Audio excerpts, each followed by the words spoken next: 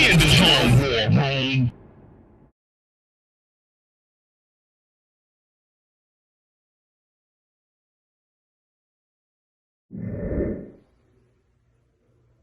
Canelo in Riyadh in May, the big fight in the history of boxing. In September, then 2 more fights in 26. Don't miss with the lion. Put the fight on. Come on, man. That wasn't funny, dog. What you put us through the last couple days, that shit wasn't funny, bro. Breaking news! In a strange, magnificent turn of events, His Excellency Turki Al-Sheikh and Saul Canelo Alvarez, done deal. They signed a 4-fight deal starting May 2025, ending October 2026.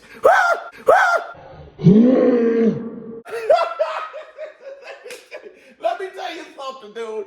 Let me tell you something.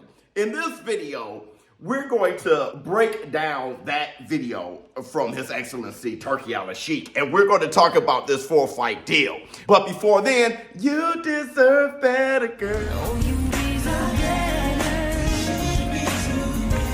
Baby. Yo, I am totally lit. Listen, man. No. Let's start here. I know there were people in the comments like, ShowBizz, you're not crashing the hell out, right? I mean, I know you guys were like, you know, why didn't I get down on Saul Canelo Alvarez? Why didn't I snap off of this and do this? I didn't know what take to have, because all I heard was it was off just 48 hours ago. Crawford and Canelo is off, but there was no reasoning. So I didn't know.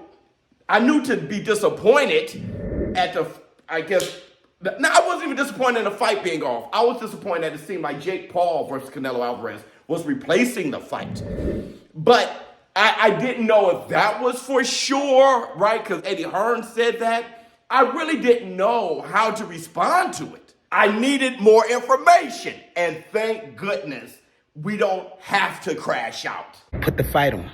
Now, there is a 4-fight deal. The deal is done. His Excellency Turki Al-Sheikh pull out the video of him, you know, saying that it's a done deal. Now, look, listen. First, let's establish that this is a true done deal and that it's been confirmed. So you have His Excellency with that video, you know, saying, you know, about the sheep and the lion, right? And that he's a lion and all those things. And he has like a very similar post where he has his ex post explaining the same thing. And I know a lot of you guys are like, yeah, but I won't believe it until I hear something from Canelo or Terrence Crawford at least. Well, Canelo Alvarez, he reposted it and he said this, right?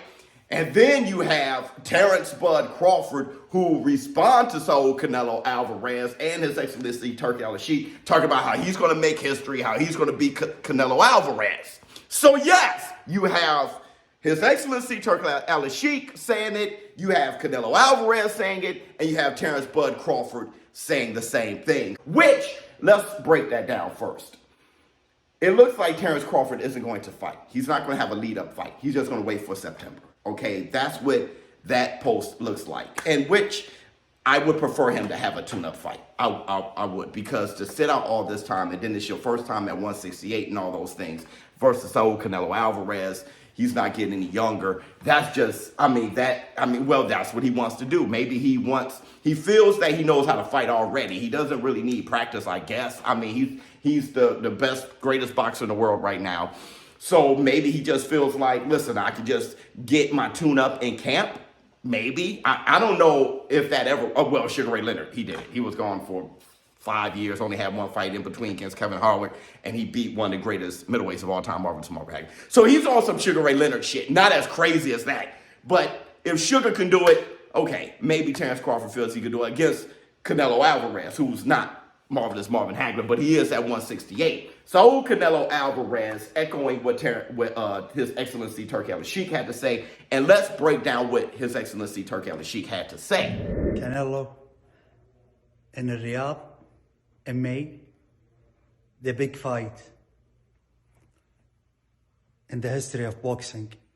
In September, then 2 more fights in 26. First of all, the music to our ears as boxing fans is that it seems that there would not be a Canelo Alvarez versus Jake Paul. Yes! Yes! He said that the first fight of their deal will be in May. In Riyadh in May.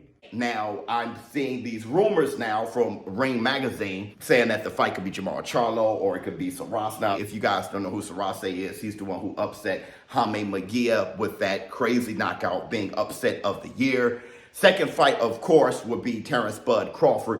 The big fight in the history of boxing in September. And they're saying that there's 2 fights afterwards. It could possibly be Bivol or someone like that. Then 2 more fights in 26. Listen, I'm hoping that one of those fights in 2026 would be against the Mexican monster, David Benavidez. Now, Turkey, he said this as well. Don't miss with the line. I don't know who the hell he's talking about, okay? I mean, he must be talking about how people responded in the media or, you know, what they said about him or what have you. I don't know exactly who he's talking about in particular, saying, you know, calling people sheep when he's a lion. I'm going to tell you this. What I do know for sure is that though His Excellency Turki Al-Sheikh bought out Ring Magazine, he doesn't dictate what Ring Magazine covers and what they say, obviously, because he was signing a 4-fight deal when Ring Magazine was saying that the fight was off. So just understand that though he bought it, he doesn't dictate, which I should have known that since I collabed with Ring Magazine. You guys seen me do interviews on Ring Magazine. You've seen me do the panel with Chael Sonnen and Dan Raphael. And I'm telling you, they never tell us what to say. Even in the interview, they didn't give us questions to ask. I was just, you know, I didn't even know who I was going to interview, right? They were like, yo, you know, you want to interview Teddy Atlas? You want to, right? And I just had questions. We actually held a conversation more so than I'm having, you know, interview questions on them telling me what to say or anything like that. And in the panel, they don't care. They like, just go ahead and go. So I don't think Turki Al-Sheikh is dictating anything with Ring Mag. Well, hell, I know he's not. And that's good to know because this could be happening business-wise and still Ring Magazine could be thinking what they're thinking. Either way, we were so in the dark that there were bad reports out, and I still don't know what encouraged those reports, but it doesn't matter. We have a 4-fight deal with Riyadh season, and I think those fights are going to be in Riyadh season, though. I think all 4 is going to be in Saudi Arabia. I think, all right? Because it sounds like the May fight will be, and it's looking like the Terrence Bud Crawford fight will be. Maybe all 4 will be in Saudi Arabia. I'm not sure. Listen. Don't hold me to that. I really don't know. I think it would be smart to have a fight or 2 in the States, in Vegas. But don't hold me to that. Put the fight on. But either way, the Jake Paul and Canelo Alvarez shit is not happening. Terrence Bud Crawford versus Canelo Alvarez is happening. Did I go through like a wormhole? All right, is this the multiverse and I fell into the one that I prefer? Like, pinch me. Am I still sleeping? Okay, because this news happened overnight, and I saw it, but I said, I'm about to go to sleep. There's no way. And I woke up, and it was still true. Because how often things were switching, I said, I'm not going to do this in the middle of the night. I'll wake up tomorrow, and things has changed. No. All right? So I don't know. Whatever it is, I like it. Okay? Anybody other than Jake Paul in May, please. And it looks like, I wouldn't mind the Jamal Charlo fight, you know, as a tune-up. I wouldn't mind the Sarase fight. Mbili or something like that. I wouldn't even mind William Skull, man, especially if you're trying to become undisputed before the Terrence Bud Crawford fight. That'd be cool.